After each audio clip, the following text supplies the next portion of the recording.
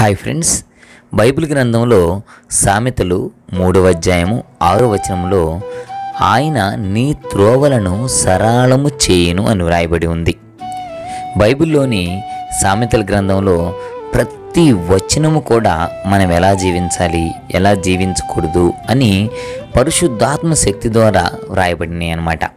అయితే ఈ వాక్యము మనతో ఏమని మాట్లాడుతుందంటే, ఒకవేళ మనం అనుకుంటున్నావేమో నా దారి అంతా మూసుకుపోయింది, నేనేం చేయాలో తెలియట్లేదు, ఎట్టి వెళ్ళినా సరే అపజయం వస్తుంది, నేను ఎక్కడికి వెళ్ళలేకపోతున్నాను, నా దారి ఎవరు బాగు చేస్తారు, నేను వెళ్ళవలసిన దారిలో నాకు తోడుగా ఎవరుంటారు అని ఒకవేళ ఎవరైనా ఆలోచిస్తున్నారేమో.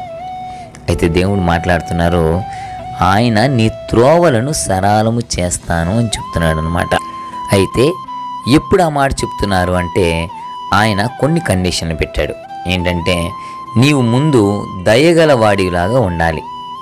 దయను, సత్యమును, నీతిని, ఇటువంటి విషయాలు నీ వదలకుండా జాగ్రత్తగా పట్టుకొని ఉండాలన్నమాట. నువ్వు ఎప్పుడైతే దయగల వాడిలాగా ఉంటావో అప్పుడు దేవుడు నిన్ను మెచ్చుకుంటాడనమాట.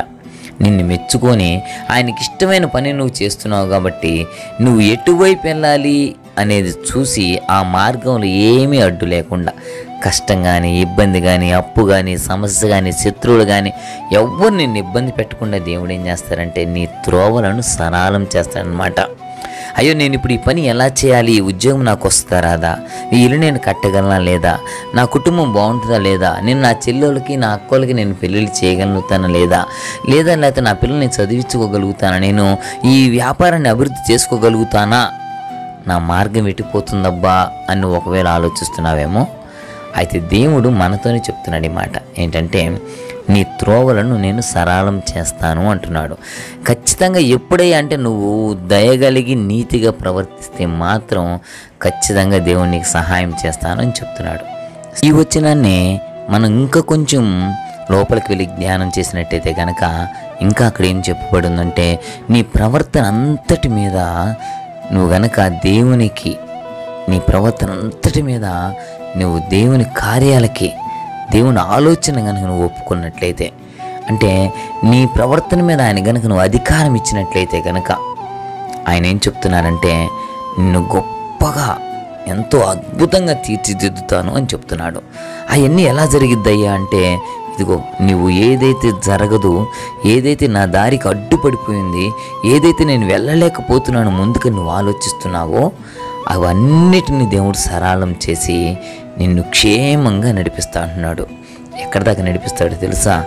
నువ్వు ఒకవేళ గొర్రెలు కాసుకునేవాడు కనుకైతే నిన్ను సింహాసనం దాకా నడిపిస్తాడు దేవుడు.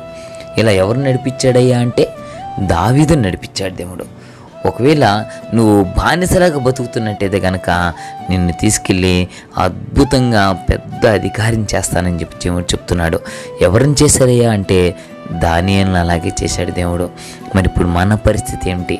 మనం ఏ స్థితిలో ఉన్నామో, ఎక్కడ బాధపడుతున్నామో, ముందుకు వెళ్ళలేక వెనక్కి వెళ్ళలేక అయోమయ పరిస్థితిలో ఒకవేళ ఉన్నామేమో ఆలోచించుకొని నువ్వేం చేయాలో తెలుసా? మంచి దేవుడు చెప్పినట్లుగా దయగలిగి, నీతి కలిగి, నీ ప్రవర్తన అంతటి మీద ఆయన కనుక నువ్వు అధికారాన్ని ఒప్పుకుంటే ఆయన నీ త్రోవలను సరళం చేసి నీకు అడ్డుగా ఉన్న వాటన్నిటిని తొలగించి నీకు రాజమార్గం వేస్తానని చెప్తున్నాడు దేవుడు. స్నేహితులారా, ఈ అద్భుతమైన మాటలను మనసులో పెట్టుకొని దేవుని ఆరాధిస్తూ ముందుకెళ్దాం. మన విజయం పొందుకొని చక్కగా జీవిద్దాం. ఫ్రెండ్స్, ఈ వీడియో కనుక నచ్చితే లైక్ చేయండి, షేర్ చేయండి, సబ్స్క్రైబ్ చేయండి. దేవుడు మిమ్మల్ని అత్యధికంగా దీవించి ఆశీర్వదించునుగాక. ఆమేన్.